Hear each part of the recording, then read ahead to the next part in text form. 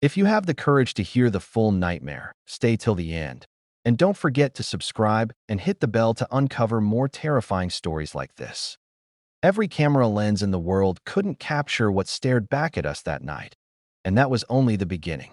The night was unusually quiet as the six of us piled into Ryan's rusty van, the Ohio backroads stretching endlessly ahead. Crickets chirped faintly, but a chill clung to the air, more than the cold could explain. Our plan was simple: shoot a video for our growing YouTube channel, Night Watchers, and get the views that had been eluding us. "You sure this place is safe?" Jenna asked, adjusting her flashlight. The beam cut through the overgrown path ahead, revealing the outline of the farmhouse we had been teasing for weeks on social media. It was old, paint peeling, windows cracked, a roof sagging under decades of neglect. Rumors said anyone who entered never came out. We laughed it off. Ghosts, spirits, old stories. It was all content gold. "Relax, it's just an abandoned farmhouse," Mike said, slinging his camera bag over his shoulder. "The scarier it looks online, the more views we get."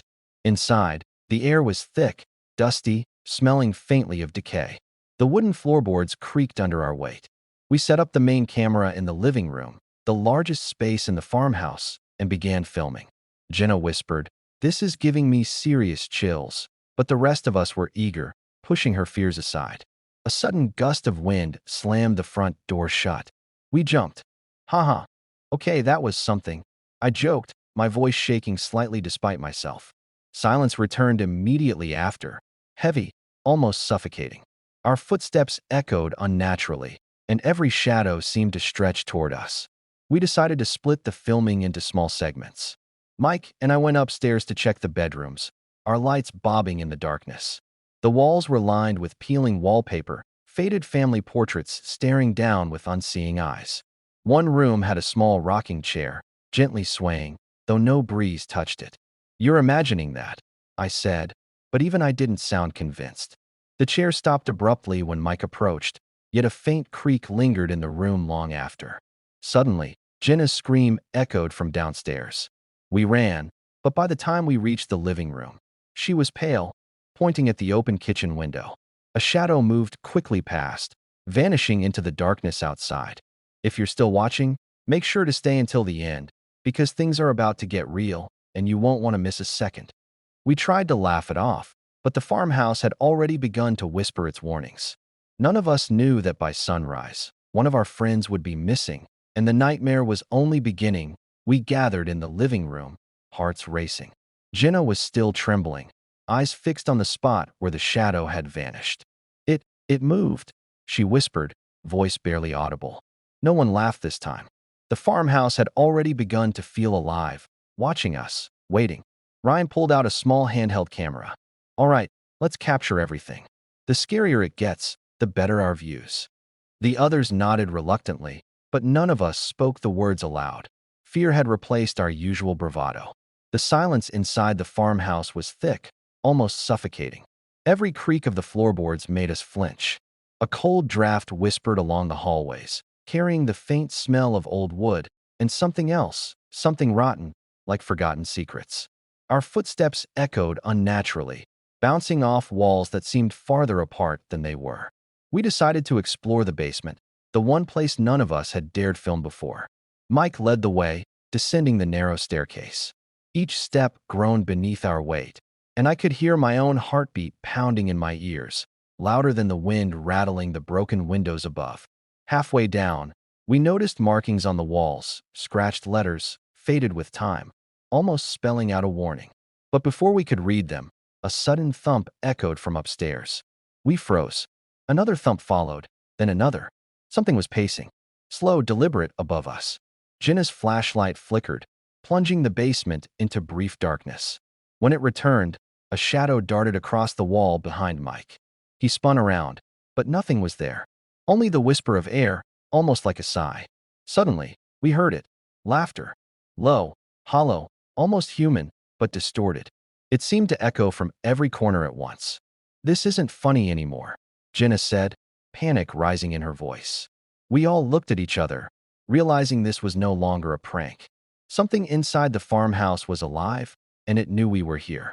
What happens next will make you question every shadow you see. A crash came from the upstairs hallway. We bolted up the stairs, only to find the hallway empty, except for Ryan.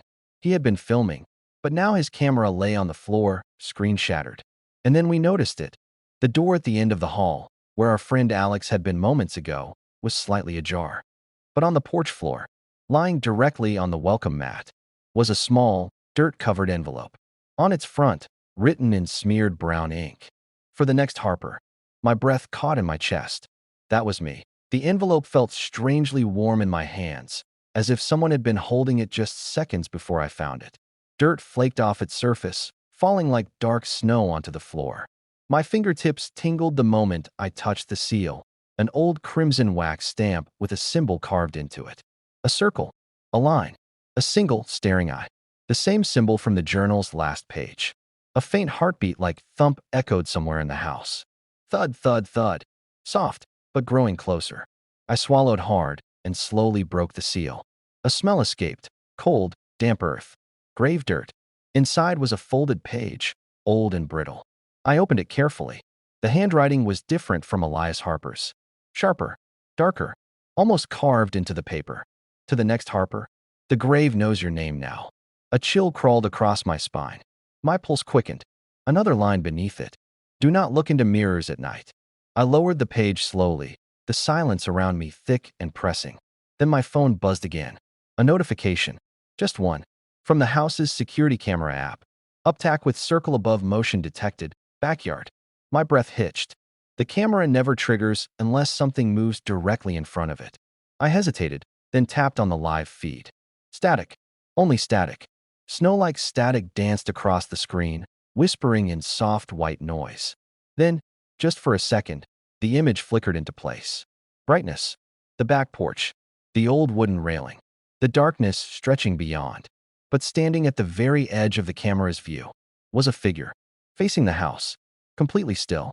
A tall, shadow-like silhouette with no features, just darkness shaped into something human. My hands shook uncontrollably. The screen flickered again. The figure vanished. The feed went dead. Silence fell across the house. I stepped back from the phone as if it were poisonous. My lungs struggled to pull air in. I tried to steady myself, gripping the journal tight. For a moment, the house was quiet. Then, a sharp creak echoed upstairs, followed by another. Slow, deliberate footsteps moving across the second floor. I stared at the ceiling, heart pounding. Someone, something, was walking the hallway above me. The journal suddenly flipped open in my hands as though an unseen force had turned the page. My eyes were pulled to the next entry. Once it crosses the threshold, it will search for your voice. Stay silent. The footsteps grew louder. One step, another, moving toward the staircase. I pressed myself against the wall, breath held, throat tight. The house vibrated lightly with each step, like something heavy, too heavy, was walking. The footsteps stopped at the top of the stairs. Silence. Then a soft, raspy whisper drifted down. Harper. Not my name, just my surname. As if it was trying to confirm I was still alive. My phone buzzed again with a new camera alert. Uptack with circle above motion detected. Living room. Inside. I never saw the alert pop up from inside the house. The alert on my phone glowed like a warning flare in the dark. Uptack with circle above motion detected. Living room. Inside. My throat tightened. Nothing should have been moving inside except me. I forced myself to check the live camera feed. The screen opened slowly, like it was reluctant to show me what waited on the other side. For a moment, everything looked normal. The lamp, the old rug, the long hallway leading toward the staircase. Stillness. Then the feed glitched, just a ripple, a distortion in the lower corner. Another flicker. The image warped as if someone, or something, passed close to the camera, too close for the lens to focus. I leaned in, breath sharp. The distortion stretched, forming the faint outline of a person. No, a shadow shaped like a person.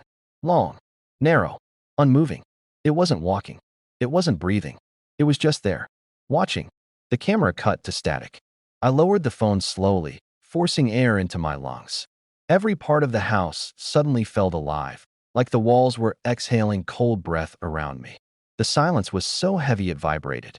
The journal in my hand fluttered, a page flipping by itself. The new entry was written in jagged strokes. It enters the room before its footsteps reach you. Do not let it learn your shape. My shape? A faint reflection caught my eye in the glass of the nearby cabinet. But something was wrong. The reflection wasn't matching my movement. I lifted my hand. The figure in the glass lifted theirs, delayed, slow, almost curious. Its head tilted at an angle no human neck could follow. My legs nearly buckled. I stepped back, heart pounding so loud it drowned the air. The figure in the reflection leaned closer to the glass, as if trying to push through. The house went silent again. Too silent. Then the footsteps upstairs resumed. Slow, deliberate, descending. One heavy step. Another. Another. The wood groaned under the weight, far heavier than any person should carry. I backed away from the staircase, my breath trembling. A cold draft swept down the stairs, brushing against my face like icy fingers. Halfway down the steps, the footsteps stopped. A shadow stretched across the wall, tall, thin, long arms dangling like wet vines. It wasn't cast by any person. It wasn't shaped like mine. And it was moving. The shadow slid across the wall, inches at a time, as if crawling toward the bottom step. When it reached the floor, it stopped and turned its head in my direction. Not physically.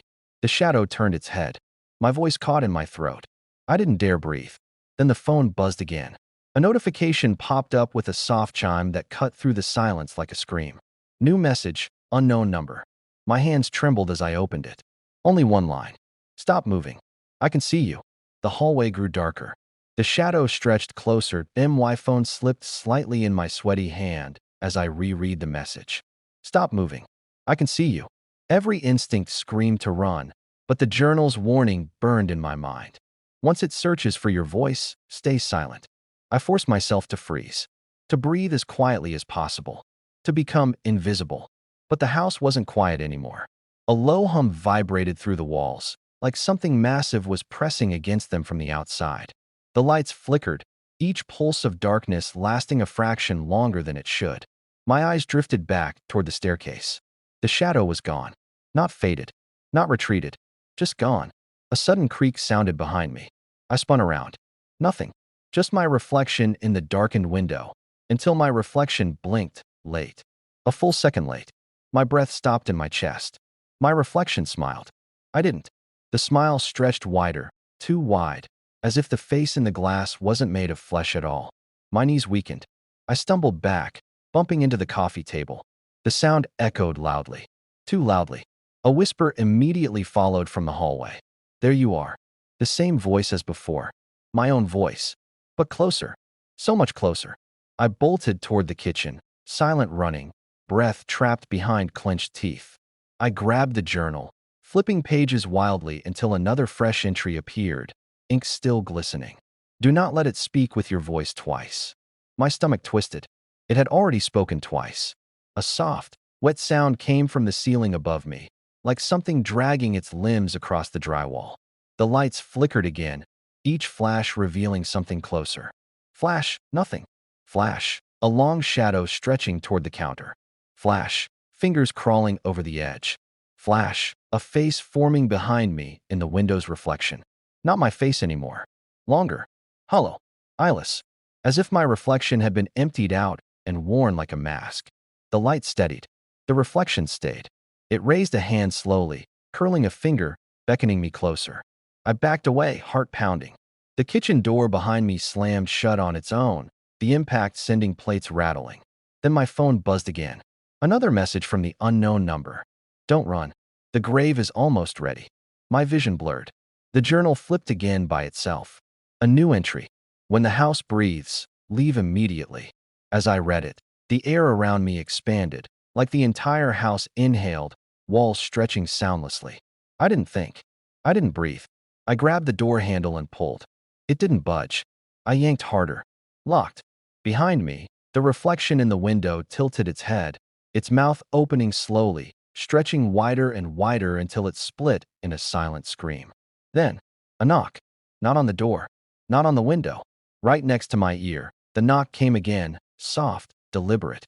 I froze, every muscle locked. It was not a knock on wood, it was inside my skull, a vibration, a pulse, a heartbeat that wasn't mine.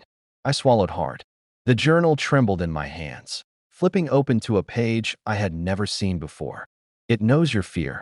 It knows your next move. The grave waits, and the grave always wins.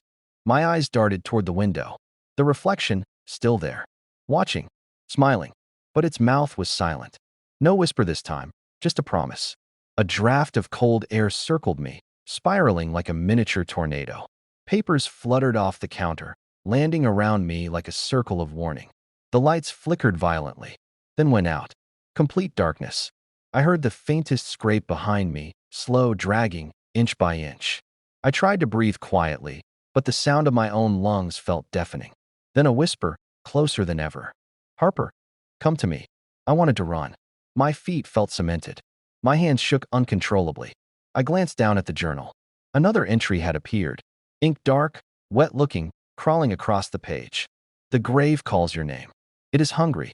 It has always been waiting for the blood of the firstborn. Every step forward felt like a battle against gravity, against the house itself. And then, at the edge of the yard, I saw a movement. A dark figure, taller than any human, blocking the only path. Its presence radiated something cold, ancient, unstoppable that I stood frozen at the edge of the overgrown yard.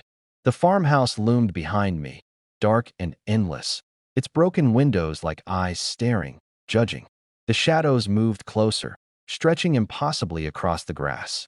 The cold bit through my clothes, through my skin, into my bones. I was alone. Everyone else, Alex, Mike, Jenna, Ryan gone. Swallowed by the house. And I knew it wasn't over. It never would be. A faint wind whispered through the trees, carrying a low, rhythmic heartbeat that seemed almost external, almost like the house itself had won. Silence followed. 2 to 3 seconds of pure emptiness. Then the shadows shifted, forming shapes that mimicked my friends' bodies. Their eyes were hollow voids. Their mouths opened, screaming soundlessly at me. I tried to move.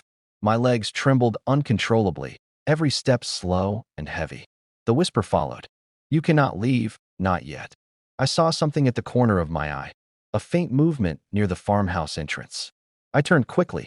A shadow lunged at me from the darkness. It was Ryan, but twisted, grotesque, moving unnaturally. His eyes were black voids, voice distorted, laughing. I stumbled backward, my flashlight skittering across the grass.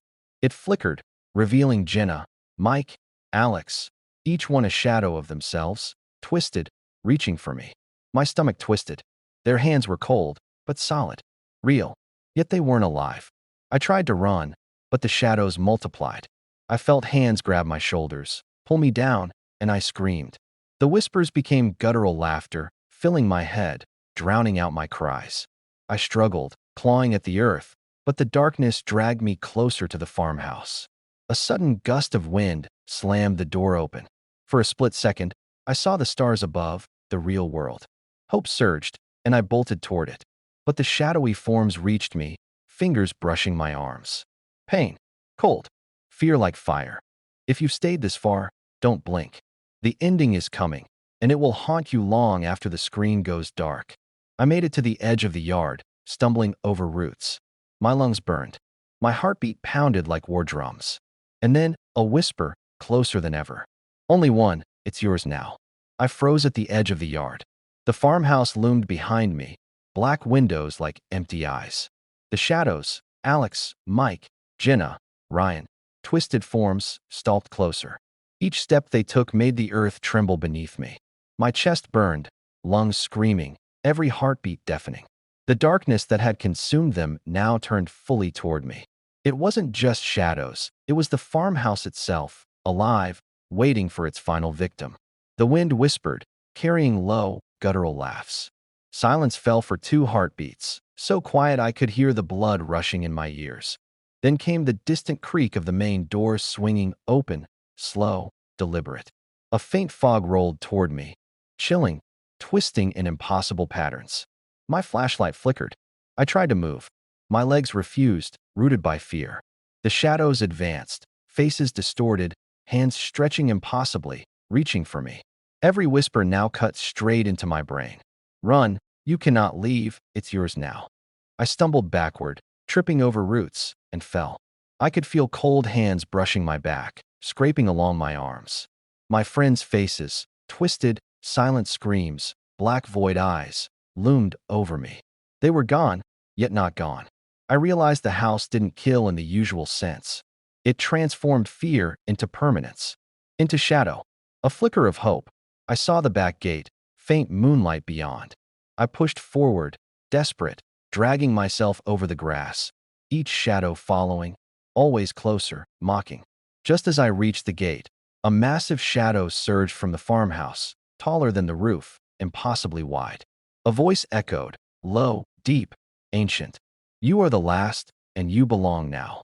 I screamed, lunged forward, and felt the cold grip wrap around my ankles. I tumbled into the moonlight. My heart raced violently, wind whipping around me. Then, nothing. Silence. I scrambled to my feet, looked back, and the farmhouse stood empty, still, as if nothing had happened. I ran blindly down the back road, gasping, looking over my shoulder. The stars shone above, calm, normal. But when I dared a final glance at the farmhouse, a faint light flickered in one window. A silhouette appeared, tall, impossible, and watching. I kept running, but deep down, I knew it wasn't over. The last survivor might have escaped for now, but the farmhouse waits. It remembers, and anyone who dares enter becomes part of it. If you enjoyed this horror story, don't forget to subscribe to the channel and turn on the bell icon for more terrifying stories.